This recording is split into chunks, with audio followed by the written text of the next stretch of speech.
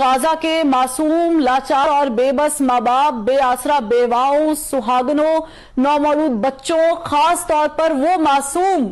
جن کے پیدائش کے سرٹیفکیٹ سے پہلے موت کا پروانہ جاری ہوا، اور زخموں میں چور نوجوانوں مگر بلند حوصلے اور پختہ ایمان کے مالک فلسطین کے باسیوں سے مخاطب ہوں کہ پاکستان سے ان کی بہن انہیں عقیدت بھرا سلام کہتی ہے اور عرض کرتی ہے کہ میری بہن بھائیوں، جس طرح آپ بے بس ہو کے آپ کے پاس کھانے کو کچھ نہیں، مریضوں کے علاج کے لیے ادویات نہیں، میتوں کو دفنانے کے لیے کفن نہیں، ایسے ہی میرے پاس آپ کے حق میں آواز بلند کرنے کے لیے زبان نہیں، ہمت نہیں، حوصلہ نہیں، اور وہ الفاظ نہیں جو آپ کے دکھوں کا مداوع کر سکیں، وہ طاقت نہیں کہ عالمی استعماری قوتوں کے دروبام ہلا سکے۔ ہاں، مگر آپ کے پاس ایمانی طاقت ہے، جذبہ بلالی ہے اور روح ہلالی ہے، اور سب سے بڑھ کر وہ آہ ہے جو اثر رکھتی ہے، پر نہیں طاقت پرواز مگر رکھتی ہے،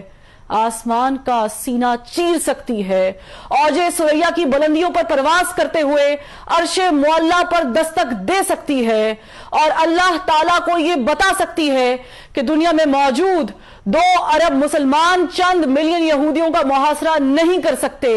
باطل کی قوت کو ایمانی جذبے سے پچھاڑ نہیں سکتے، اور ان اربوں کی گنتی میں نہ وہ 313 میسر ہیں اور نہ ہی وہ 72 کا قافلہ سپر جو باطل سے محض ٹکرایا ہی نہیں، سچ کا علم بھی ہمیشہ کے لیے بلند کر گیا۔ تمہاری آہ یہ بھی شکوہ کر سکتی ہے کہ اب مسلمان ماؤں نے صلاح الدین ایوبی، نور الدین زنگی، طارق بن زیاد اور محمد بن قاسم جنم دینا چھوڑ دیے ہیں۔ یہاں خیبر کا قلعہ ایک ہاتھ سے اکھاڑ پھینکنے والے ولی بھی ناپید ہیں، اور سیف اللہ کے نام کی نسبت رکھنے والے جنگجو بھی میسر نہیں۔ تو اے اللہ، ابابیلوں کا کوئی جھنڈ عطا فرما، کوئی تیز ہوا یا آندھی بھیج، یا پھر کوئی ایسا طوفان جو صہیونی طاقتوں کو نیست و نابود کر دے۔ تمہاری آہو بقا 2 ارب مسلمان کے دل نہیں دھڑکا سکتی، ظالم اور جابر حکمرانوں کے سامنے کلمہ حق نہیں بلند کر سکتی، عالمی انسانی حقوق کی تنظیموں کو نہیں جھنجھوڑ سکتی، UN،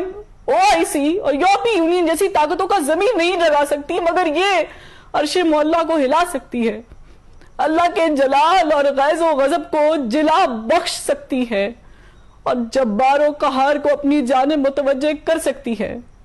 آسمان سے آگ برسوا سکتی ہے، پتھروں کی بارش بھی کروا سکتی ہے، اور برف کے گولے بھی گروا سکتی ہے۔ فلسطین کے بے بس و مجبور و محقور باسیوں، تمہاری داد رسی کو دنیا سے نہیں کوئی آنے والا، تمہارے زخموں کی مرہم پٹی بھی کوئی نہیں کرنے والا، پیاس اور بھوک سے بلکتے تڑپتے بچوں کو کوئی نہیں نوالا دینے والا، تمہاری میتوں پر کوئی کفن بھی نہیں ڈالنے والا، تمہارے اسکول، اسپتال اور پناہ گاہوں کو بھی دنیا کا کوئی معتبر نہیں محفوظ بنانے والا، غرض اس دنیا میں کوئی بھی نہیں تمہارا رکھوالا، کیونکہ اس دنیا کے ٹھیکے داروں کو ڈالر کی بھوک ہے، بارود کے کاروبار کی فکر ہے، عالمی مراسم اور دنیا میں اپنے وقار کی فکر ہے، سپر پاور کے اتحادی ہونے اور ان سے دوستیاں نبھانے کی پرواہ ہے، اور محض اپنی جان کی فکر ہے۔ اے فلسطین کے باسیوں، ہم نے اپنے ایوانوں میں مذمتی قراردادیں پیش کر دی ہیں، عالمی اداروں میں بھی زبردست احتجاج کیا ہے، ریکارڈ ملین مارچ کیے ہیں، سیو غازہ، نو وار اور فری پیلسٹائن کے نعرے بھی بلند کیے ہیں، اور یہی وہ سب کچھ ہے جس کے لیے ہمارے آقا ہمیں اجازت دیتے ہیں۔ وہ استعماری طاقتیں جن کی ہم کٹ پتلیاں ہیں، اس سے آگے کچھ کرنے کی ہمیں اجازت نہیں دیتی، کیونکہ ہماری آنکھیں ڈالر کو ترستی ہیں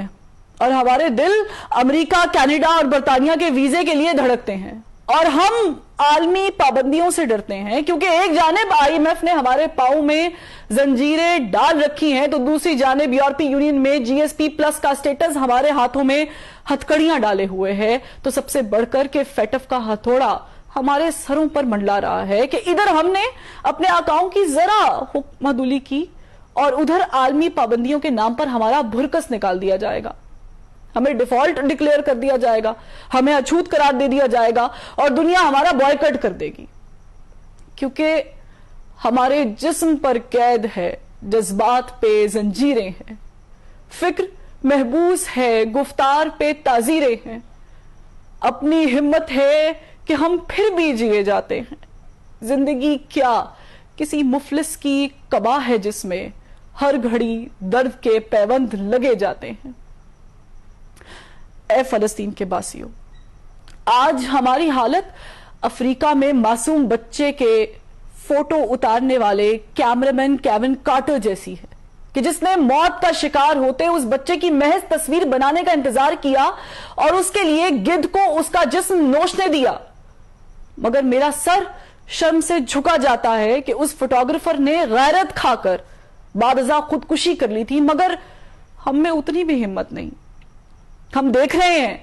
کہ بڑی بڑی ٹانگوں اور چونچ والے گدھ ہمارے معصوموں کا جسم نوچ رہے ہیں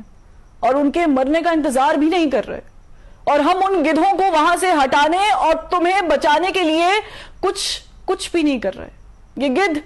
تمہارے اسپتالوں پر بارود برسا رہے ہیں, یہ اسکولوں پر میزائل داغ کر انہیں کھنڈرات بنا رہے ہیں, اور یہ پناہ گزین کیمپوں پر بمباری کر کے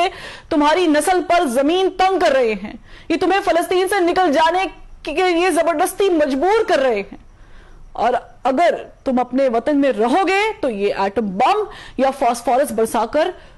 تمہارا نام و نشان مٹا دیں گے. ہم ان کے ارادے بھانپ رہے ہیں, ان کی باتیں سن رہے ہیں اور ان کی حرکتیں بھی نوٹ کر رہے ہیں. حیرت کی بات یہ ہے کہ ہمارے پاس ٹینک ہے, میزائل ہیں, راکٹ ہیں, بم ہیں اور بارود بھی ہے, مگر وہ جذبہ ایمانی نہیں ہے کہ باطل سے ٹکرا جائے. کبھی ہم میں بھی ایسے لیڈر تھے جنہوں نے دشت تو دشت دریا بھی نہ چھوڑے, بحر ظلمات میں بھی دوڑا دیے گھوڑے.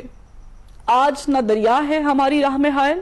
نہ سمندر, نہ صحرا, نہ گھوڑے چاہیے, نہ زرہ چاہیے اور نہ ہی تلواریں. آج بس جذبہ ایمانی چاہیے, مگر اے غازہ کے باسیوں, جذبہ ہمارے پاس نہیں, وہ ایمانی قوت نہیں, وہ نعرہ تکبیر کی انرجی ہم میں نہیں, اور ایمان کی ایسی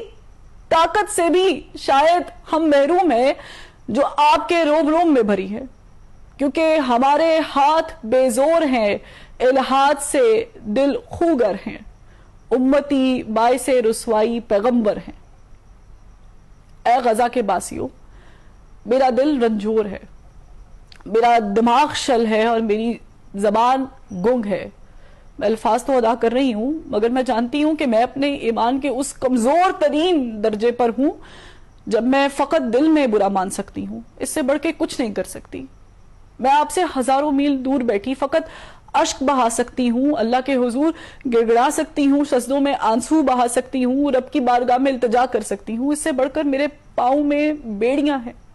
میرے خیالات پر پابندیاں ہیں اور میری سوچوں پر پہرے ہیں. اے غزہ کے باسیوں, میں آپ سے ہاتھ جوڑ کر درخواست گزار ہوں کہ مجھ سے اور میرے جیسے ہزاروں لاکھوں کروڑوں سے خفا نہ ہوئیے گا. بے شک ہم آپ کے گناہ گار ہیں, کیونکہ آپ کے مجرموں کو دیکھ کر اپنی آنکھیں موندے ہوئے ہیں, مگر ہماری مجبوری سمجھ کر معاف کر دیجئے گا. ہماری آپ کا مدد نہ کرنا آپ اپنی آزمائش سمجھ لیجئے گا, ٹھیک ویسے جیسے اللہ تعالیٰ فرماتا ہے کہ وہ اپنے پیاروں کو آزماتا ہے. اس لیے ہمیں اپنی آہوں میں شمار نہ کیجئے گا اور اللہ سے ہماری شکایت بھی نہ کیجئے گا. آپ کے معصوم جو شہید ہو رہے ہیں ان سے اللہ کی ملاقات ہوگی, دنیا میں ان پر کیا بیتی اس پر بھی بات ہوگی. خدا را اپنے معصوموں کو تلقین کیجئے گا کہ وہ اللہ سے ہماری شکایت نہ کرے, بلکہ اللہ سے یہ درخواست کرے کہ وہ ہمارے جیسے کمزور ایمان والوں کو طاقت عطا کرے, کیونکہ ہم بھولے ہوئے ہیں. ہم بھولے ہوئے ہیں کہ منفعت ایک ہے, اس قوم کا نقصان بھی ایک ہی, سب کا نبی, دین بھی, ایوا بھی ایک, حرم پاک بھی, اللہ بھی, قرآن بھی ایک. کچھ بڑی بات تھی ہوتے جو مسلمان بھی ایک. آج استعماری طاقتوں نے ہمیں تقسیم کر رکھا ہے, اپنے اپنے مفادات میں الجھا رکھا ہے، فرقہ بندی اور ذات پات میں منقسم کر رکھا ہے، کیونکہ وہ جانتے ہیں کہ جب تک ہم تقسیم رہیں گے اور ایک کے فلسفے سے دور رہیں گے تب تک وہ ہم پر حکمرانی کرتے رہیں گے، ہمارا خون بہاتے رہیں گے اور ہمیں جینے کی بھیک مانگنے پر مجبور کرتے رہیں گے۔ مگر اے غزہ کے باسیوں، میری آپ سے التجا ہے، میری آپ سے التجا ہے کہ چند روز، اے میری جان، فقط چند ہی روز ظلم کی چھاؤں میں دم لینے پہ مجبور ہیں ہم، اور کچھ دیر ستم سہ لیں، تڑپ لیں، رو لیں،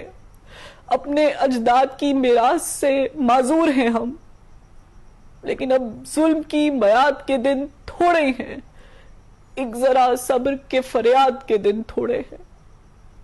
ایک ذرا صبر کے فریاد کے دن تھوڑے ہیں۔